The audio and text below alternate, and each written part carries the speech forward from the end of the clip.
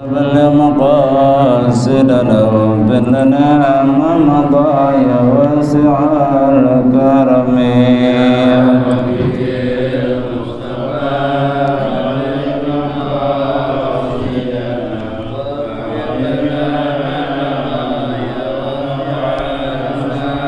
مولاي صل وسلم دائما ابدا على حبيبك خير الخلق كلهم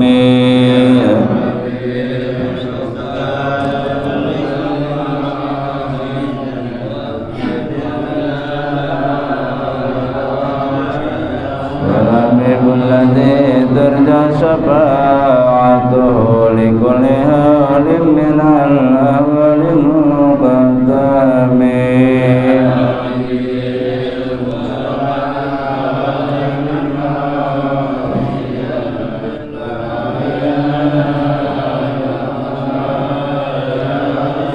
لم يظلم فضل الله مطلقا أبدا وما تسام أصلا في مدى الزمن لي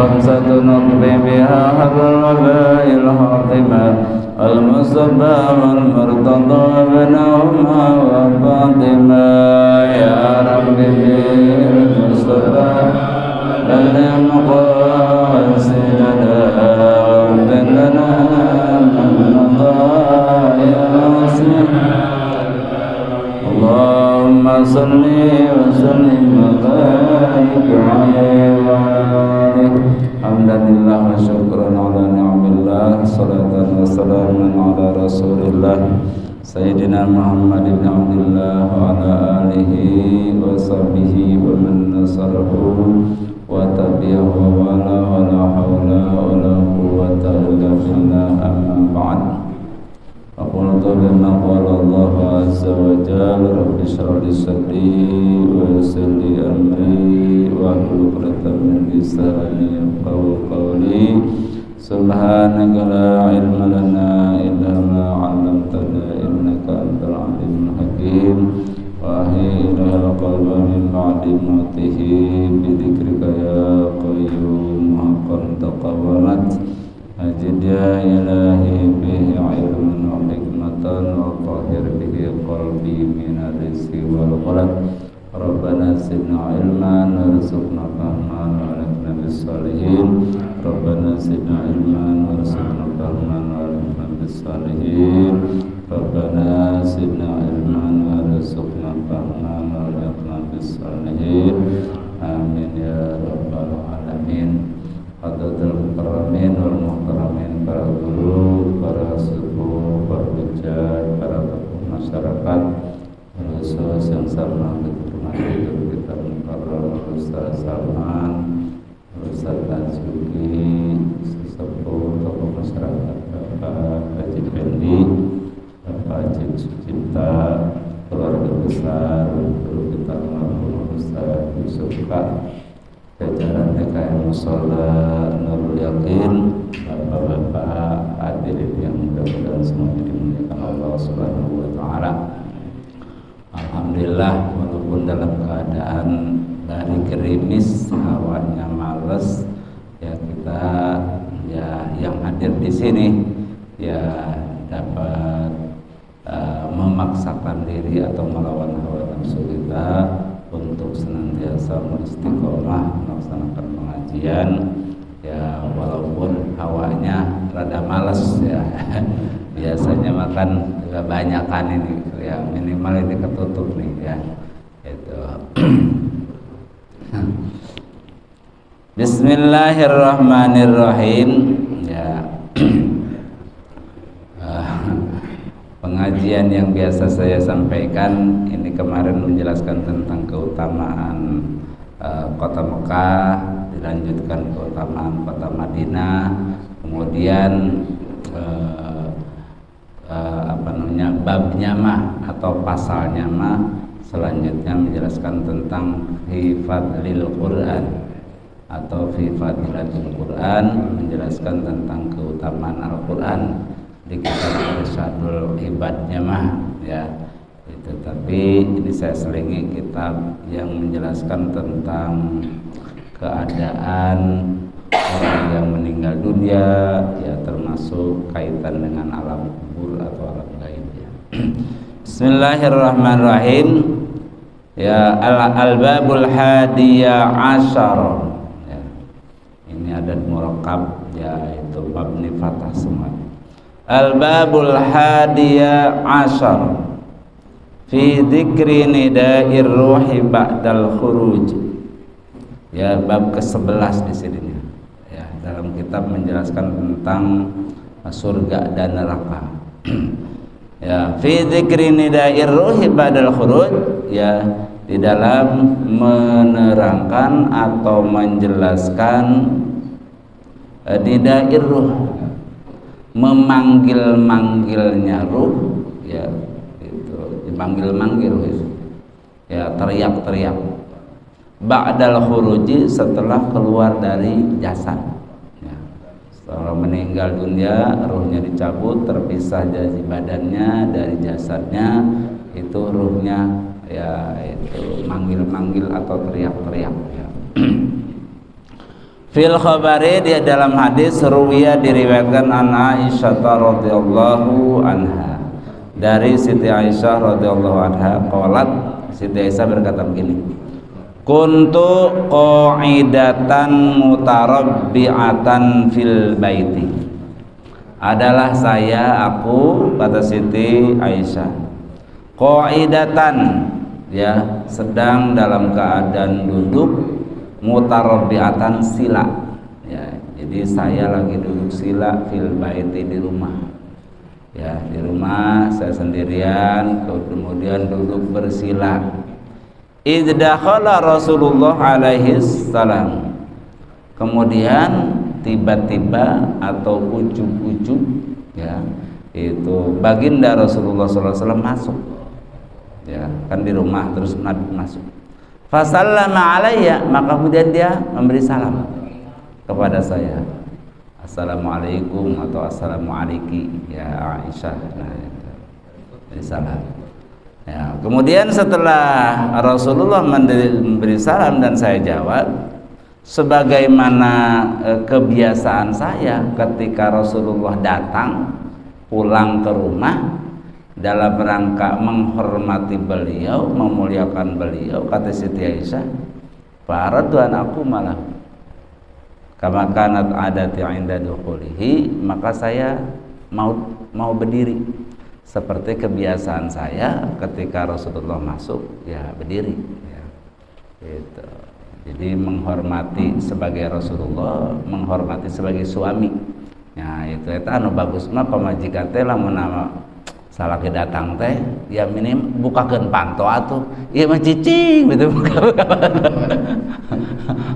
Komo mun anu rada males mah buka panto teh dikunci, urang bawa motor kan ngeunaheun banget lamun sakira-kira motor hurung keneh kemudian dibuka panto kan, jadi teu kudu mareuman heula. Eta nyaman gitu urangna itu. Tapi geus dit cicing bae ya, urang kudu ngalah-ngalahnya. Atuh ngeunaheun bahkan gitu. Jadi orang motor orang nyala ya, kemudian rek diasupkeun hirup kana motorna kan langsung gitu. Gitu. Tapi ya geus lolobana mah henteu dibuka. Nah, itu kata Siti Aisyah, seperti biasanya ketika Rasulullah datang ya, pulang ke rumah, saya berdiri dalam rangka memuliakan beliau ya. Faqala alaihi salam, tapi waktu itu mah saya lagi duduk, Rasulullah ngomong begini, uqudi makanaki makana laki antaqumi ya ummal mu'minin. Udah duduk aja ya, enggak usah berdiri wahai ummul mu'minin, udah duduk aja, enggak usah berdiri, kata Nabi gitu. Kemudian kata Siti Aisyah, faqa'ada Rasulullah, saya emang enggak jadi berdirinya karena dilarang oleh beliau. Kemudian Rasulullah ikut duduk ya, duduk ya. Fa wada'a ra'sahu ala hijari ya. Maka kemudian Rasulullah duduk, kemudian meletakkan kepalanya di atas pangkuan saya. Gitu. Jadi Rasulullah tiduran atau meletakkan kepalanya di pangkuan Siti Aisyah. Ya. Panama mustalqiyan ala qafahu. Maka kemudian dia tidur ya sambil kalau bahasa kita nangkarak. Jadi bagian badan bagian depan itu di atas, punggung di bawah. Sebagai itu mustalqiyan namanya, ya mustalqiyan. Kalau miring namanya mudtojian. Kalau miring, ya ini mustalqiyan. Jadi ya bahasa itu ya menghadap ke langit lah, menghadap ke atas ya. Ya gitu. Ya. Faja'altu atlubu syaibatan fi lihyatihi. Maka kemudian saya mencari uban, huis bahasa orang nama, ya. Bahasa Jawa uis, uan, ya. Jadi uis itu sampun atau sudah. Tapi kalau untuk ini nih yang bahasa orang mah huis, eta remun di itu mah huis teh sampun. Tapi lah udah. Tapi kalau untuk uban mah uan. Wus uanen endase, artinya kepalanya udah ubanan. Wis uanen endase gitu.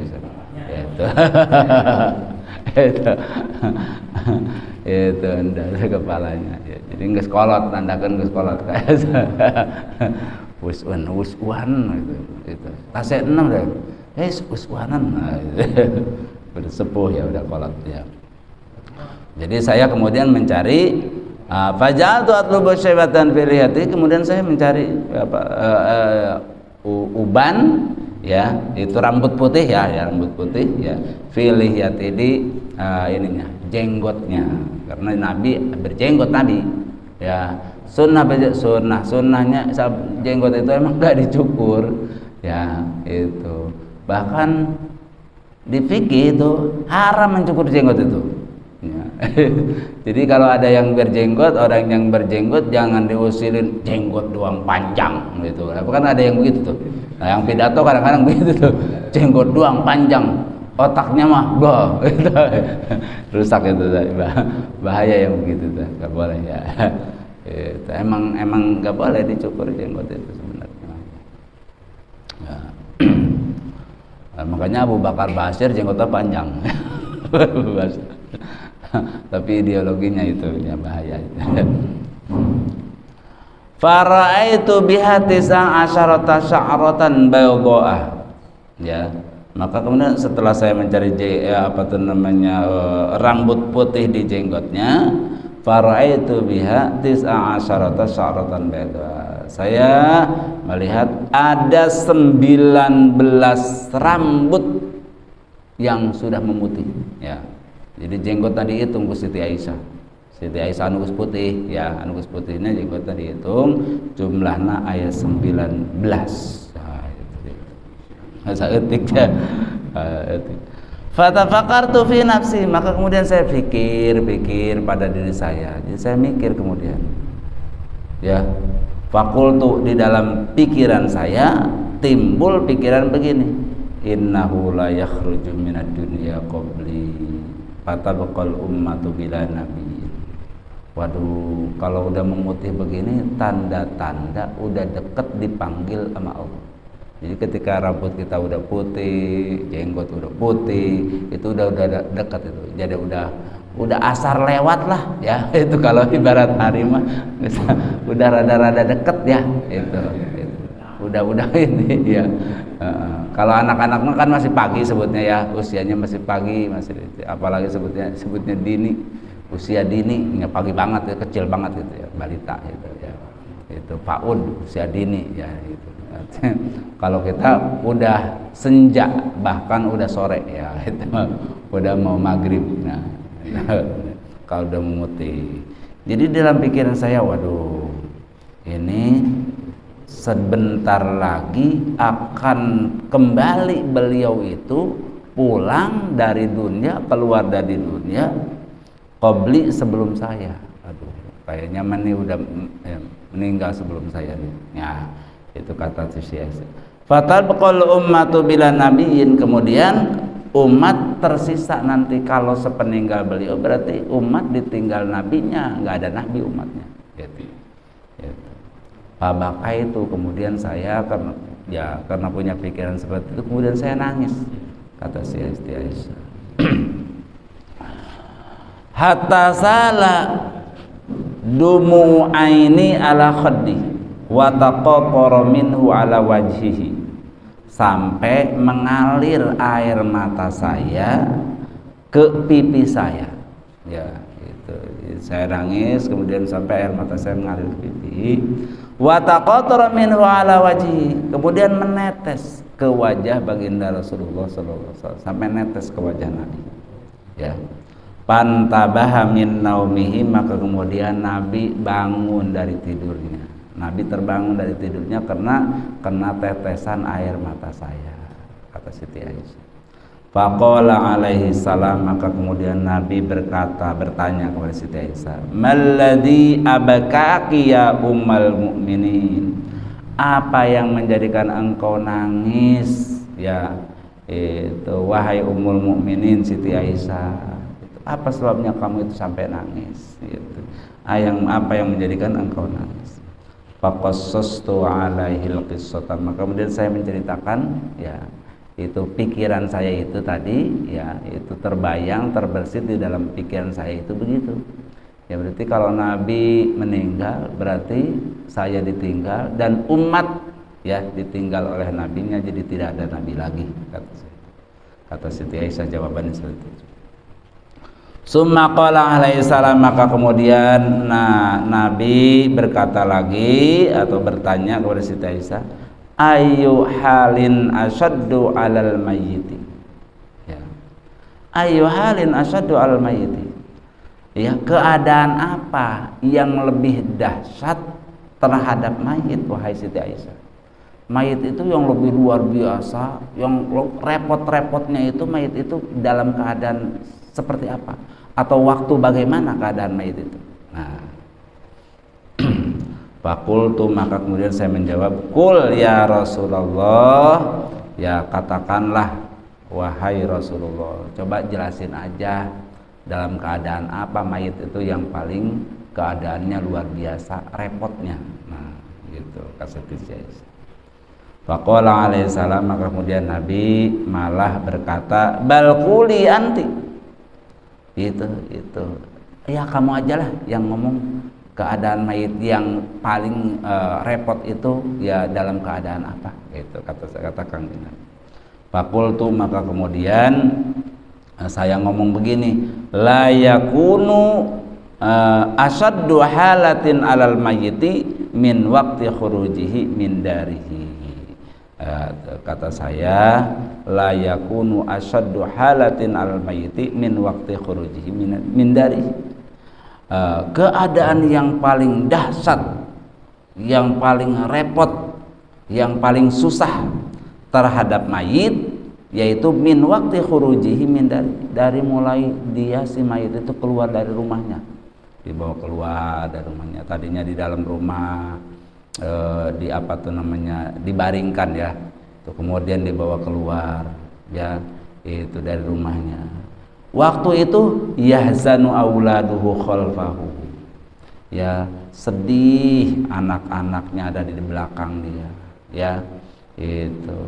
Yaquluna, ngomong anak-anaknya, ya wa walidah wa ummah, wa walidah, duh bapak saya, duh ibu saya, gitu. Atau ya abatah, atau abah. Abah itu bahasa Arab, abah bahasa Arab, ummah bahasa Arab, sama dengan abi. Malahan lebih kata-kata yang digunakan itu lebih sayang menggunakan kata-kata abah daripada abi. Sekarang udah abah malah diganti abi, sok-sokan banget ya itu. Abah itu aduh bapak saya, gitu, pakai kata-kata aduh, sebutnya munada mandub ya kalau di dalam alfiah itu. Ya abah, ummah itu sama pasangannya. Kalau umi emang pasangannya sama abi, Karena umi mah udah biasa kita ngomongnya, jadi yang biasa ngomong umi tadinya bapak atau abah ge diganti rada kerenan abi, padahal mah abah-abah kene sarua. Ya, eta kene ya. Abah tuh bahasa Arab ya. Itu kalau di Jawa mah panggil abah itu sama kiai. Gitu. Di Banten sama kiai abah. Abah Yusuf, Abah Sanja gitu. Kalau udah rada-rada tinggian, kiainya rada tinggian lah dipandangnya, dinilai oleh masyarakatnya itu Abuya gitu. Abuya Sanja, Abuya Dimyati itu udah Abuya itu. Kalau di Jawa Mbah ya, Mbah. Mbah itu panggilan kehormatan ya itu untuk kiai, Mbah Mun. Itu Mbah Yai Mahrus Ali, Mbah Yai Hasyim Asy'ari itu Mbah.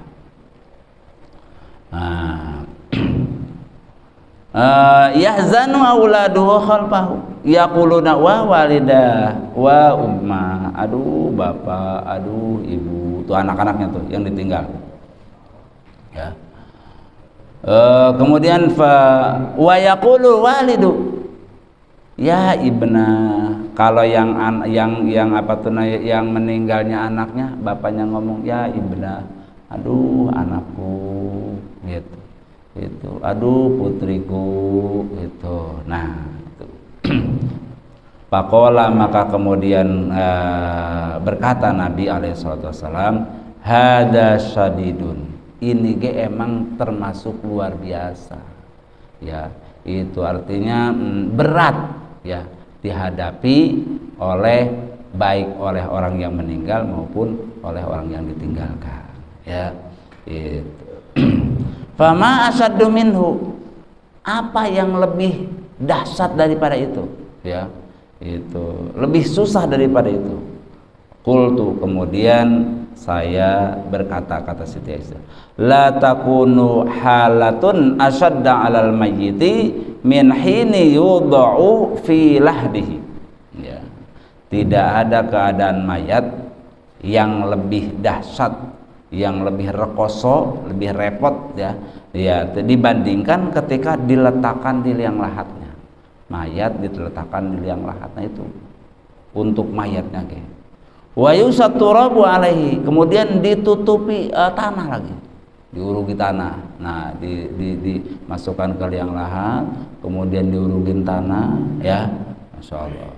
Wa yarji'u an waqribauhu wa auladuhu ahibbauhu, dan kerabat-kerabatnya, saudara-saudaranya, anak-anaknya, orang-orang yang dicintainya balik. Kan ditinggalin tuh sorangan sendirian, di kuburan diurugin, kemudian ya kalau kurang rata sampai diratain, kurang pasek diinjak-injak ya itu. Ayo kurang padat diinjak-injak tuh. Itu sendirian di dalamnya. Kemudian wa yuslimunahu ilallahi ta'ala ma'afi alihi, dan keluarganya, kerabatnya, anak-anaknya, orang-orang yang dicintai menyerahkannya semuanya kepada Allah Subhanahu wa taala, ma'afi alihi, serta perbuatan-perbuatannya. Nah, ketika itu fayatihi munkarun wa nakirun fi qabrihi, maka kemudian didatangi oleh malaikat munkar nakir kuburannya. Pakola, maka kemudian Nabi berkata, ya ummal mu'minin ma asyaddu minhu al-mayit, apa yang lebih dahsyat lagi dia bandingkan itu terhadap mayit. Kan itu dahsyat, itu luar biasa. Sendirian tadinya ada temennya di rumah ya, walaupun sakit ditemenin, itu kemudian ada semut dibuang, kalau misalkan itu takut ada yang gatal digaruk-garukin, rada-rada merah digaruk masih itu ya. Ini mah udah ditinggal di kuburan. Tapi ada yang lebih dahsyat lagi daripada itu, kata baginda Rasulullah sallallahu alaihi wasallam, mana inna asadda halatin alal mayyiti, sesungguhnya keadaan mayit yang lebih dahsyat, hina yadkhulu alaihil ghasilu, yaitu ketika ya petugas atau orang yang mau memandikannya itu masuk, memulai mandiin tuh ya. Fa yukhriju khatamas syabab. Kalau yang pemuda pakai ali-ali, pakai apa cincin ya, pakai ali, batu ali dicopot ya. Kemudian yang misalnya masih baru pengantin, pakaian kepengantenannya dicopot, meninggal. Kan ada juga yang meninggal dalam keadaan pakai busana pengantin, tabrakan itu sering juga itu. Makanya yang bawa sokan ayah bejana ada ceritanya, yang bawa pengantin itu hati-hati, itu sokan ini kudu inget baik ya, tahu itu ya, wallahu alam apa sebabnya, itu karena akan mendapatkan kegembiraan barangkali gitu ya, jadi kudu inget gitu, kudu inget.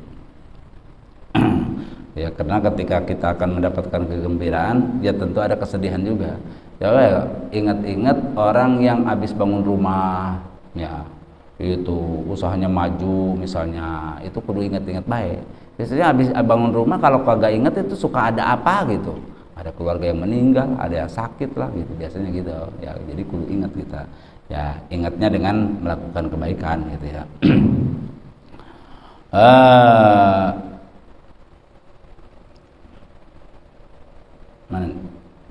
Wayan siwa imamatal masyayikh wal fuqaha. Aduh, dikit lagi lah. Dan petugas atau orang yang akan memandikan mencopot ya, itu membuka imamatal masyayikh, sorbannya para orang-orang syekh, para guru, orang-orang faqih atau orang yang alim fikih ya, sorban dicopot min ra'sihi, dari kepalanya, liyaghsilahu, tujuan untuk dimandikan. Nah fa inda dzalika tunadiruhu, pada waktu itu ruhnya orang yang meninggal itu ngomong, hina tarahu uryanan, ketika dia melihat jasadnya sudah dibuka pakaiannya dalam keadaan telanjang, cuman ditutupi kain basahan. Aduh, ngelihat gitu, udah celananya udah dibuka, pakaiannya udah dibuka, tinggal ditutupi pakaian basahan ya, untuk menutupi auratnya.